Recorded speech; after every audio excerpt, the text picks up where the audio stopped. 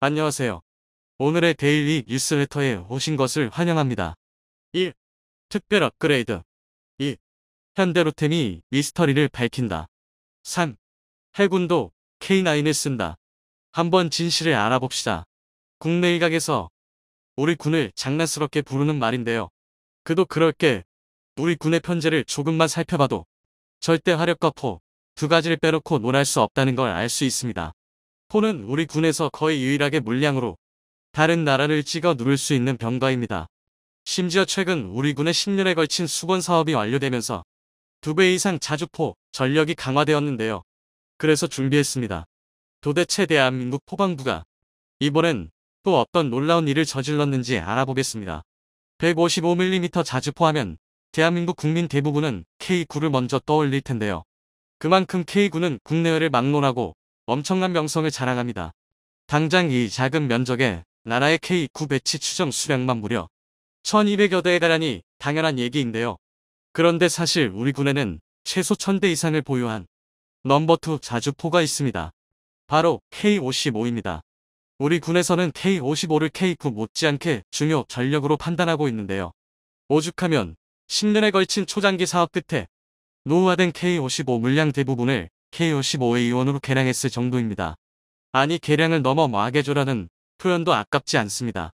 이미 세계 최고 성능의 자주포인 K9를 보유한 우리 군의 입장에서 K55를 단순 개량으로 끝낼 거였으면 애초에 시작도 하지 않았을 텐데요.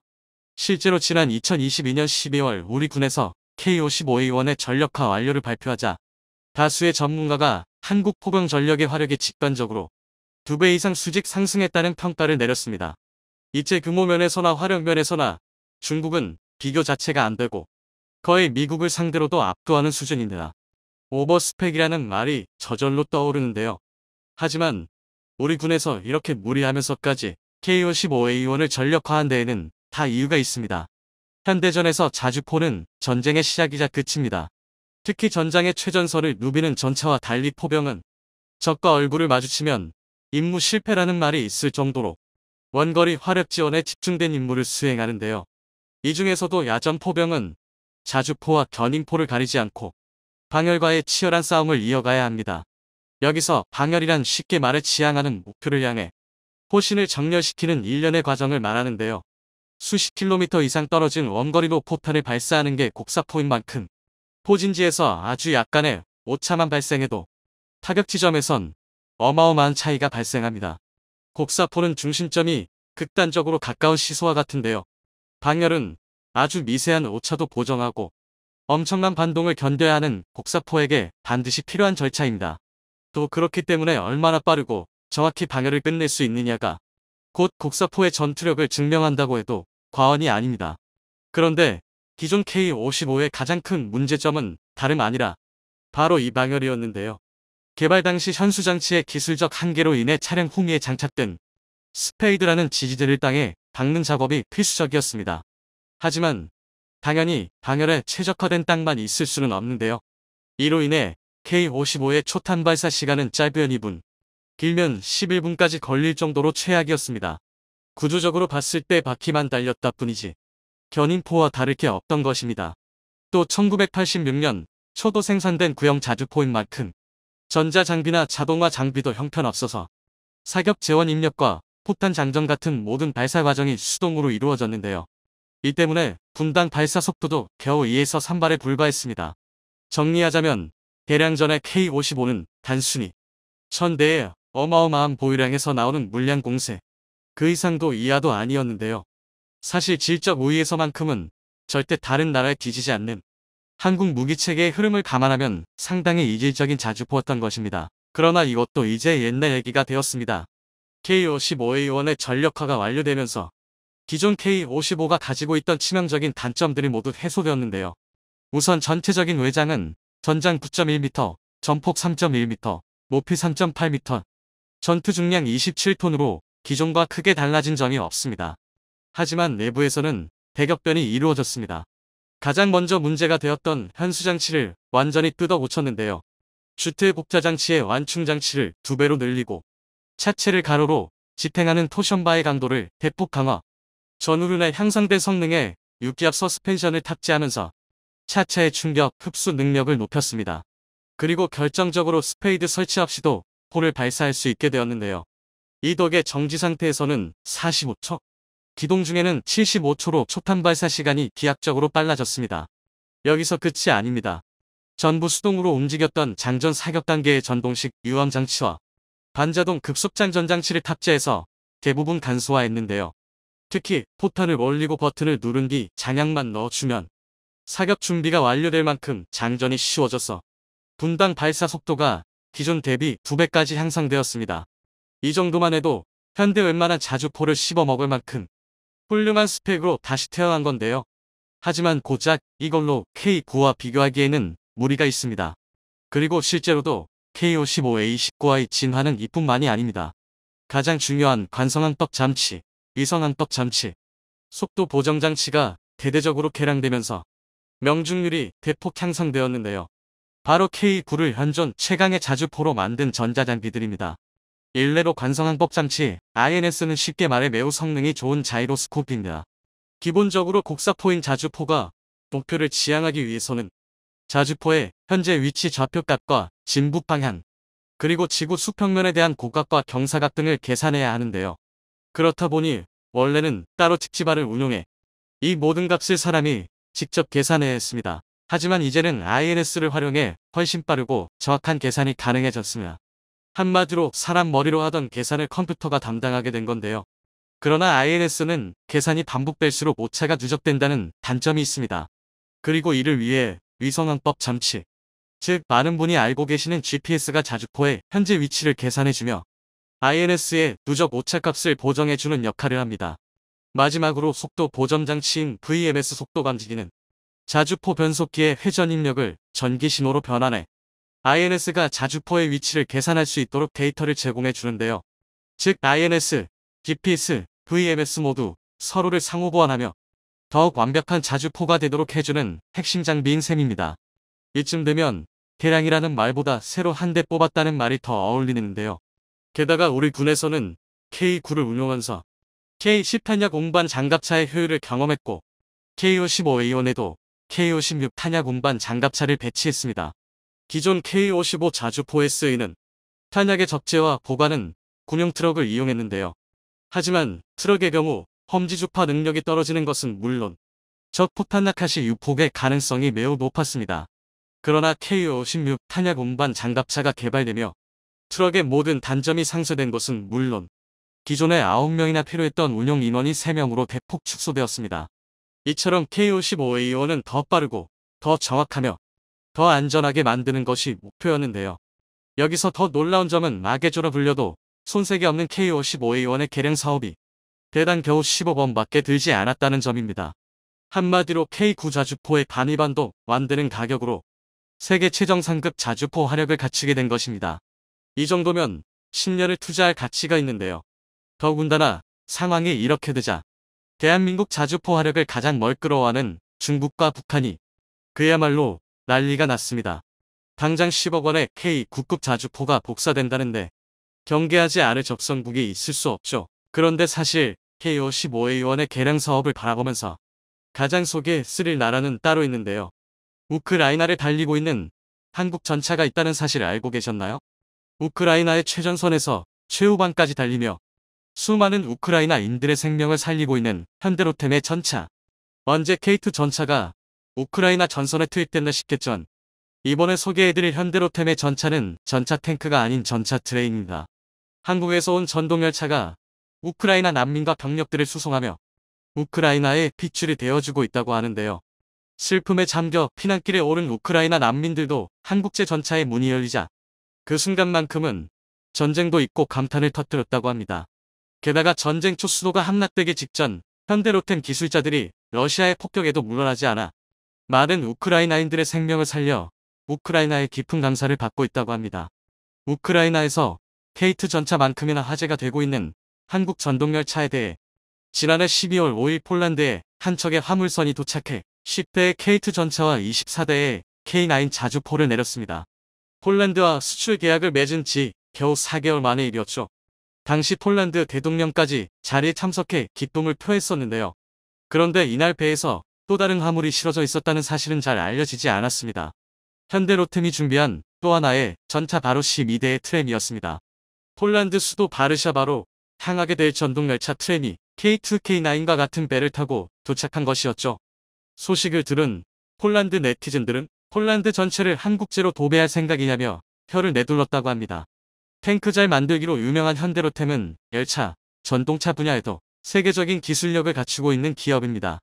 현대로템은 예전부터 폴란드와 우크라이나를 비롯한 북유럽과 아프리카, 아시아, 북미 등 37개국에 열차와 전동차를 수출해 왔었는데요. 우크라이나에 수출된 현대로템의 전동열차들이 러시아의 공격에도 우크라이나가 버텨낼 수 있는데 혁혁한 공을 세우고 있다고 합니다. 전쟁과 러시아의 무차별 폭격으로 교통이 마비되어 사람들이 고립되고 있는 우크라이나에 한국의 전차들이 국가의 핏줄이 되어 움직이고 있다는 소식인데요. 우크라이나의 수도 키이우를 중심으로 우크라이나 전역 최전선부터 최후방까지 이어지는 철도를 통해 현대로템의 전차가 달리며 피난민과 물자를 실어 나르고 있다고 합니다. 기존 역의 군송용으로 쓰이던 전차들이지만 전쟁 속에서 생명을 살리기 위한 수단으로 활약하고 있습니다. 게다가 현대로템에서는 전쟁 속에서도 현지에 남아 열차를 수리하며 우크라이나인들에게 깊은 감동을 선사했었다고 합니다. 땅이 넓고 도로망이 열악한 우크라이나의 특성상 도시간 교통의 대부분을 철도가 책임지고 있는데요. 때문에 러시아가 침략하며 최우선적으로 파괴하려 했던 기반 시설 중 하나가 철도 수송망이었습니다. 하지만 전쟁이 시작되고 지금까지 우크라이나 철도망은 여전히 사람과 물자를 실어 나르며 우크라이나의 동맹 역할을 수행하고 있는데 여기에는 수많은 이들의 헌신과 희생이 있었던 덕분이었습니다. 러시아의 침략이 시작되고 우크라이나 수도 키이우가 함락 직전까지 갔었던 지난 3월 피난 명령이 떨어졌으니 조금이라도 많은 사람들을 대피시키기 위해 현대로템 직원들이 자발적으로 남아 열차를 수리했었다고 합니다. 우크라이나 철도청에서는 텔레그램 채널을 통해 현대로템 현지 근로자들과 우크라이나 철도 전문가들이 함께 열차의 지붕, 전기, 브레이크, 견인 장비, 필색 형성 등을 포함해 15주간 많은 수리를 수행했다고 밝혔습니다. 또한 성명을 통해 전쟁터에서 우크라이나인들을 안전하고 편안하게 대피시킬 수 있는 많은 기회를 보장하기 위해 가능한 수리 작업을 중단하지 않았다고 말하며 위험한 순간에도 남아 도움을 준 현대로템 직원들에게 감사를 표했습니다. 지금까지 우크라이나에서 철도망을 유지하기 위해 피난하지 않고 남아있다 목숨을 잃은 우크라이나 철도청 직원만 300명이 넘는다고 합니다. 하지만 그들의 희생 덕분에 400만 명이 넘는 우크라이나인들이 피난할 수 있었고 유럽을 통해 우크라이나 최전선까지 끊임없이 물류가 공급될 수 있었습니다. 조국을 위해 목숨을 걸었던 그들의 희생과 남의 나라 전쟁이지만 무고한 생명을 구하기 위해 위험을 감수했던 한국인들이 있었기에 우크라이나가 무너지지 않고 버틸 수 있었던 것이죠.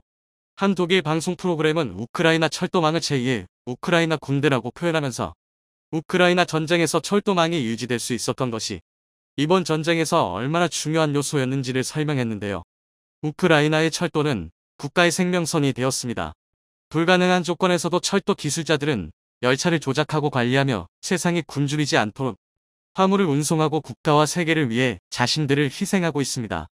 이와 함께 전쟁이 일어나기 전에 철도망의 현대화가 이루어졌던 게 우크라이나에 있어 큰 행운이었다며 여기에 한국 기업 현대로템이 큰 역할을 수행했었다고 설명했습니다. 현대로템과 우크라이나와의 인연은 13년 전으로 거슬러 올라가는데요. 지난 2010년 현대로템이 전동차 사업을 수주하면서 우크라이나 철도 시장에 첫 발을 내딛었습니다. 당시 우크라이나 철도청과 90량 중고속 전동차 공급 계약을 맺었고 이를 단 2년 만인 2012년에 완납하며 신뢰를 얻어냈었으나 2017년에는 우크라이나 철도청 산하 차량 운영기관인 워스와 648억 원 규모의 전동차 90량 유지보수 연장 계약을 체결하기도 했습니다. 영하 30도의 폭설이 잦은 혹독한 겨울을 가지고 있는 우크라이나 기후의 특성상 철도 운영에 많은 에러 사항들이 발생하는데요. 만만치 않은 한국의 혹한에 익숙한 현대로템 기술진들은 운행 환경에 맞춰 장치별로 동절기 특별 점검 프로그램을 통해 우크라이나의 혹한에서도 이상 없이 열차가 운영되게 만들어 우크라이나 현지 철도 기술자들도 감탄하게 만들었다고 합니다. 기술력을 증명한 현대로템은 우크라이나 철도 현대화 사업의 선봉에 서게 되었는데요. 우크라이나의 수도 키이우를 시작으로 북동부 주요 도시 카리코프, 돈바스 최대 도시 도네츠크 등 우크라이나 3대 도시를 연결하는 구간에서 운영될 전동차를 공급하며 기존 낙후된 전동차를 최신 사양으로 교체하는 데 기여했었습니다.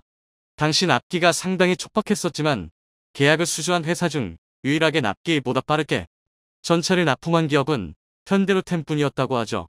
그리고 지난 2021년에는 우크라이나 철도 당국이 현대로템 전동차로 폴란드와 우크라이나 국경 연결에 나섰었는데요. 폴란드 국영철도 기업 PKP와의 공동 협업을 통해 폴란드 프시미실과 우크라이나 키이우까지 이어지는 철도가 열렸었습니다. 그리고 그 위를 현대로템에서 제작한 전동차가 달리며 두 나라 사이를 이어주었었죠. 전쟁이 발발한 지금 현대로템의 전동차는 승객 대신 폴란드에서 우크라이나로 향하는 군수물자를 실어 나르고 있다고 합니다. 우크라이나에서 신뢰를 보증받은 현대로템의 열차들은 수도 키이우를 중심으로 최전방인 쇼스타카에서부터 최후방인 리비우까지 물자와 인력을 실어 나르는 임무에 투입되고 있습니다. 또한 러시아의 침략에 직접 고향을 잃고 피난길에 오른 우크라이나인들을 위해 현대로템에서 제작한 최고급 열차 인터시티 플러스를 확대 운영하기로 결정했다고 하는데요. 인터시티 플러스는 열차 안에 온라인 도서관, 온라인 영화관과 최신 식탁 패키지 등 최고급 여객 열차로 전쟁으로 깊은 상처를 입은 우크라이나 피난민들에게 한순간이라도 편안함을 제공하기 위해 우크라이나 전역을 누빌 예정입니다. 세계적으로는 방산 분야만큼이나 인정받고 있는 현대로템의 열차는 전 세계 수십 개 국가들에 수출되어 도시를 숨쉬게 만들고 있습니다. 현재 현대로템에서는 캐나다 토론토 지하철 사업 입찰에 심혈을 기울이고 있는데요. 사업 규모가 무려 3조 원에 달하는 대규모 프로젝트로 현대로템 외에도 프랑스, 중국, 일본 철도회사에서 입찰에 참여하고 있습니다. 현지에서는 이미 캐나다의 1,600억 원 규모의 경전철 공급 사업을 도맡은 적이 있는 현대로템이 유리할 것으로 보고 있습니다. 방산뿐만 아니라 민간 분야에서도 맹활약하고 있는 현대로템이지만 역시 가장 잘 만드는 건 전장을 누비는 전차인 것 같은데요. 폴란드에 1차분이 도착한 지 얼마나 되었다고 K2 2차 물량이 이미 배에 실려 출발한 상황이라고 합니다. K3 3차분 역시 곧 폴란드로 향하게 될 예정이라고 하는데요. 해외 현대로템 관계자들도 제대로 들은 게 맞냐며 본사에 확인 전화를 걸었다고 할 정도로 놀라운 생산 속도를 보여주고 있습니다. 해외에서도 믿을 수 없다는 반응이 이어지고 있습니다. 한 일본 네티즌은 한국의 방산 스피드에 대해 이렇게 표현했습니다. 한국이 정말 눈 깜짝할 사이에 일을 끝내버리고 있다는 것이죠. 게다가 K2 전차보다도 엄청난 생산력을 보여주고 있는 K9 자주포의 경우에는 1차 23문에 이은 2차 12문까지 폴란드에 도착했다는 소식이 전해졌습니다. 현재 선적을 준비 중인 K9 3차분 물량 12문까지 폴란드에 도착하게 된다면 한국이 폴란드에 약속했던 2023년 K9 48문을 전부 배달하게 된다고 합니다. 2023년이 시작되고 단 한 달 만에 약속했던 K9 자주포를 전부 준비한 것이죠. 아무리 신속한 납품이 장기라고 하지만 이 정도면 한국군에서 쓰던 걸 되돌린 게 아니냐는 소리까지 나오고 있는데요. 물론 폴란드에 도착한 K2, K9은 모두 공장에서 갓 나온 반짝거리는 신품이었습니다. 이렇게 신속한 납품의 품질까지 보증하니 폴란드나 우크라이나 난국을 믿고 일을 맡길 수 있었던 것 같네요. 세상에서 가장 느린 걸 싫어하는 민족의 빠른 일처리가 세계 평화에 기여하고 있습니다. 한국의 명성을 세계에 떨치고 있는 한국 기업의 활약상에 박수를 보내봅니다. 이집트 인근 해협, 바다 한가운데 배가 둥실둥실 떠 있습니다. 순간 발포음이 들리면서 몇 초 지나지 않아 바다를 표류하던 배가 순식간에 폭파됐고 멀리서 지켜보고 있던 사람들은 환호성을 내질렀는데요. 이는 한국 K9 자주포가 이집트에서 가졌던 해안 실사격 성능 평가였습니다. 이 일로 한국은 이집트군의 K9 자주포 수출 계약을 성사시키면서 세계 자주포 시장의 50%를 선점하게 됐는데요. 특히 K9 자주포가 규모의 경제에서 압도적인 우위를 가져와 최강의 가성비 자주포라는 이름을 유지할 수 있게 됐습니다. 이 때문에 최근 한국이 전세계 절반의 자주포 시장을 장악하면서 사우디아라비아에서도 수백 대의 K9 자주포 수출 잭팟이 기대되고 있는 상황입니다. 특히 한국은 세계 최초로 구자주포의 무인 발사 기술을 선보이며 엄청나게 기대를 모으고 있는 가운데 G7 국가가 K9 자주포 도입에 관심을 보이고 있어 화제가 되고 있는데 한번 자세하게 알아보겠습니다. 최근 이집트가 K9 자주포 수출 계약에 최종 서명하면서 K9 자주포가 전 세계에서 운용되고 있는 자주포 중 절반을 차지하게 됐습니다. 이집트는 이례적으로 K9 자주포를 이집트 육군이 아닌 이집트 해군이 사용한다고 밝혀 화제가 되고 있습니다. 실제로 K9 자주포는 육군의 상징이자 전유물로 여겨졌었는데요. 하지만 이번 이집트 수출 계약은 해군용 K9 자주포가 최초로 수출되는 사례이며 K9의 전천후 운용 성능과 신뢰성을 다시 한번 입증했다는 평가를 받고 있습니다. 이집트 해군은 적수상함에 대한 접근 거부 임무 수행을 위한 해안방어 화력 체계로 K9 자주포 도입을 추진해 왔습니다. 지난 2017년 시험평가 과정에서 K9 자주포가 표적함을 명중시키는 기대 이상의 성능을 확인시키며 충분히 해군용으로도 운용이 가능하다는 것을 입증했습니다. 전문가들은 이번 이집트 사례를 빌어 바다를 끼고 있는 국가들이 K9 자주포 도입에 관심을 보일 것이라고 기대하고 있는데요. 또한 K9 자주포가 처음으로 아프리카 시장에 진출하게 되면서 다른 아프리카 국가들도 K9을 구입할 가능성이 크다는 것이 하나디펜스의 입장입니다. 이렇게 이집트 군과의 무기 계약이 성사되면서 올해 초만 이집트 200문과 인도 200문, 총 400문의 K9 자주포 계약이 이루어졌는데요. 이집트 무기 계약 조건에 대한 우려의 목소리가 있지만 확실히 규모의 경제에서 K9 자주포는 전 세계에서 독일 등 전차 강국들을 압도하게 됐습니다. 그런데 이번 K9 자주포의 수출이 빙산의 일각이라는 주장이 제기됐습니다. 일각에서는 올해 총 1000문의 K9 자주포가 계약될 가능성을 드러냈는데요. 사우디아라비아가 여러가지 한국 무기에 관심을 보이면서 역대 최대 규모인 600문의 K9 자주포를 구매할 수 있다고 한 것입니다. 최근 사우디의 실권자 무함마드 빈 살만 알 사우드 왕세자는 강력한 의지로 자국의 방위산업을 육성하겠다 나섰습니다. 제1부총리와 국방장관을 역임하고 있는 빈 살만 왕세자는 고령인 살만 빈 압두라지즈 알 사우드 국왕을 대신해 사실상 국가 통치 전권을 쥐고 있는데요. 그런 빈 살만 왕세자는 사우디 산업구조 전체를 개편할 계획을 추진하고 있는데 그것이 바로 비전 2030입니다. 사우디는 전적으로 석유 경제에 의존하고 있는 상황입니다. 하지만 사우디가 언제까지 석유를 뽑아낼 수는 없기 때문에 사우디는 석유가 고갈될 때를 대비해 어떻게 경제를 유지할지를 두고 고민하고 있는데요. 빈 살만 왕세자는 사우디 경제 구조를 기존의 석유 의존 경제에서 첨단 기술과 국제 금융 중심 경제로 전환하려고 막대한 투자를 하고 있습니다. 여기에는 사우디 군대의 현대화와 국산화도 포함되어 있습니다. 사우디는 국영방 산업체인 3위를 만들어 국방비 지출에 무기 국산화에 투자하겠다고 발표했는데요. 3위는 미국의 록히드 마틴, 보잉, 레이시온, 제너럴 다이나믹스와 유럽 탈레스, 배 시스템즈 등과 파트너십을 맺어 항공 미사일 분야에 많은 투자를 벌이고 있습니다. 그런데 사우디가 육군 무기만큼은 한국과 파트너십을 맺으려고 노력하고 있는데요. 한국과 사우디는 BOE를 통해 처음으로 방산협력을 맺었습니다. 일각에서는 BOE를 방공 시스템이어 디펜스 시스템이 아니라 전투 시스템 컴뱃 시스템이라고 부를 정도로 만능 전투 장비라는 평가를 내리고 있습니다.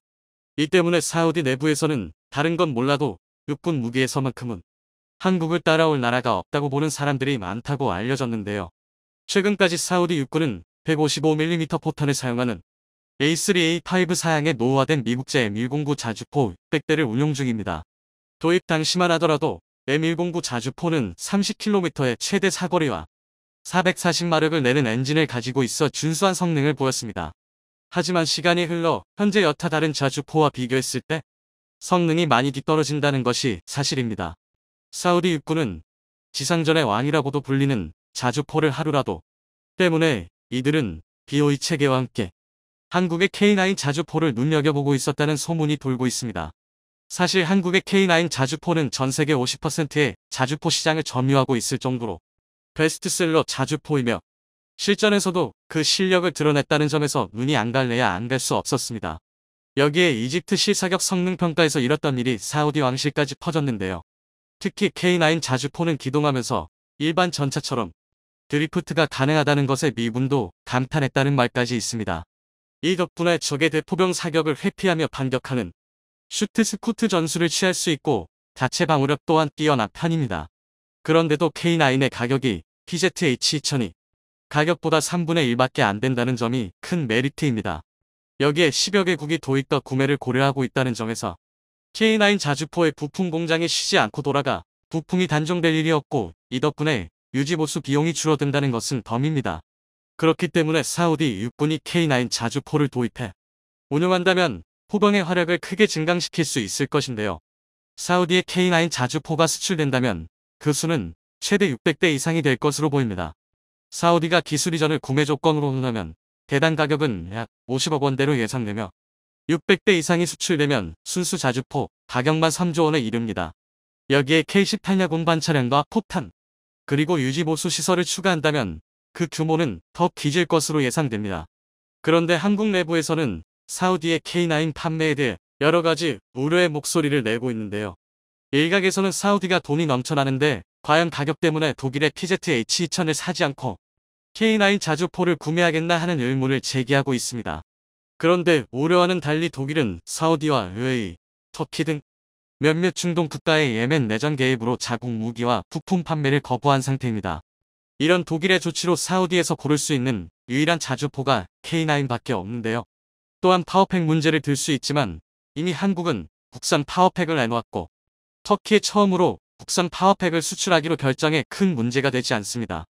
이 때문에 사우디에 수출될 K9 자주포에는 국산 파워팩이 탑재되어 판매될 가능성이 높습니다.